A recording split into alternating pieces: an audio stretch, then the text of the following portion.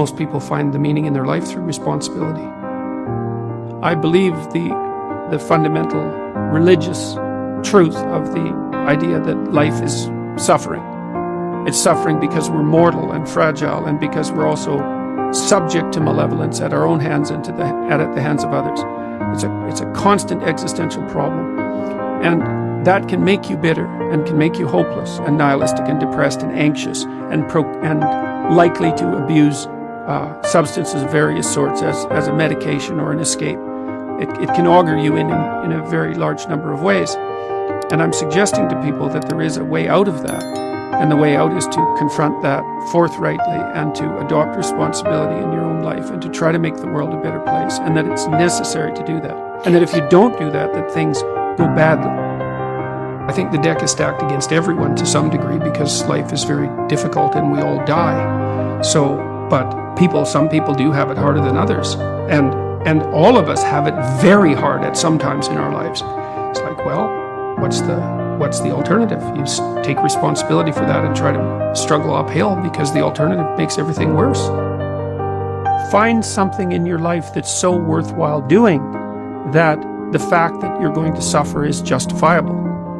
What do you want in your life? It's a very hard question to answer. You're going to have to put some effort into your life. Set up some aims for yourself, goals that you actually value. You need to be motivated to do that. If you're extroverted, you want friends. If you're agreeable, you want an intimate relationship. If you're disagreeable, you want to win competitions. If you're open, you want to engage in creative activity. If you're high neuroticism, you want security. So now you've got your thing to aim at. Think, well, I'm motivated because I got my thing to aim at. Yeah. It's like you're not as motivated as you could be because you don't yet have your thing to run away from. Because if you really want to be motivated, you want to be going somewhere, and you want to be not going somewhere else. You got to aim at something, otherwise your life is meaningless. Well, what should you aim at? Well, pick something, aim at it. As you move toward it, you'll get wiser. Then maybe your aim will change. That's okay, but at least it'll change in an informed way. Discipline yourself in one dimension. See what happens. In some sense, life is a game. The analogy is that in life, like in sports, you're setting forth an aim and then arranging your perceptions and your actions in pursuit of that. And that you also generally do it while cooperating and competing with other people. So that's also the game-like element as well. Okay, so once you get your goal structure set up, you think, okay, if I could have this life, looks like that might be worth living, despite the fact that it's going to be anxiety-provoking and threatening, and there's going to be some suffering and loss involved and all of that. The goal is to have a vision for your life such that, all things considered, that justifies your effort. Put yourself in the right frame of mind. Treat yourself like you're someone responsible for helping. You're someone that you are responsible for helping. So what that means is you have to start from the presupposition that despite all your flaws and insufficiencies, that it's worth having you around and that it would be okay if things were better for you. It's like if you want to have everything you could possibly want and more, then be a good person. The better a person you are, the more likely that is to happen. That doesn't mean that you're completely protected against getting cut off at the knees. But there's no better strategy.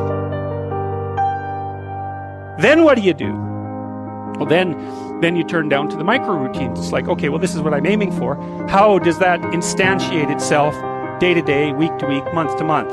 And that's where something like a schedule can be unbelievably useful. Google Calendar. It's like, make a damn schedule and stick to it. Okay, so what's the rule with the schedule? It's not a bloody prison. That's the first thing that people do wrong. They say, well, I don't like to follow a schedule. It's like, well, what kind of schedule are you setting up? Well, I have to do this, then I have to do this, then I have to do this, and then I just go play video games, because who wants to do all these things that I have to do? It's like, wrong. Set the damn schedule up so that you have the day you want. That's the trick. It's like, okay, I've got tomorrow. If I was going to set it up so it was the best possible day I could have, practically speaking, what would it look like? Well, then you schedule that. And obviously there's a bit of responsibility that's going to go along with that, because if you have any sense, one of the things that you're going to insist upon is that at the end of the day, you're not in worse shape than you were than at the beginning of the day, right? Because that's a stupid day. If you have a bunch of those in a row, you just dig yourself a hole and then you bury yourself in it. It's like, sorry, that's just not a good strategy. When the unknown emerges, you tend to experience anxiety.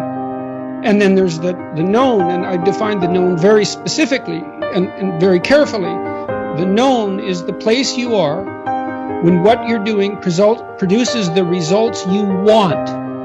And I say want because that brings motivation and emotion into the game. So you're motivated to pursue something. You pursue it, and what you want happens. Not only do you get what you want, but you get validation for the structure that governs your perceptions and your actions.